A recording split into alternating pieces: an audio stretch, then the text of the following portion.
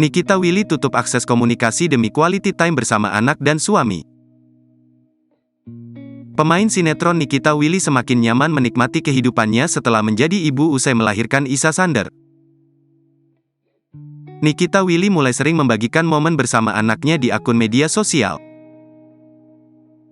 Meski sering bersama anaknya, Nikita Willy tetap membutuhkan waktu hanya bersama Indra Priawan, suaminya.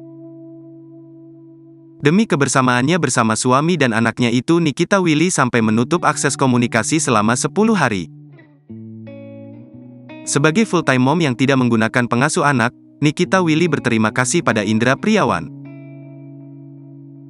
Menurut Nikita Willy, suaminya tersebut adalah laki-laki yang sangat sabar menghadapinya ketika sedang lelah atau marah.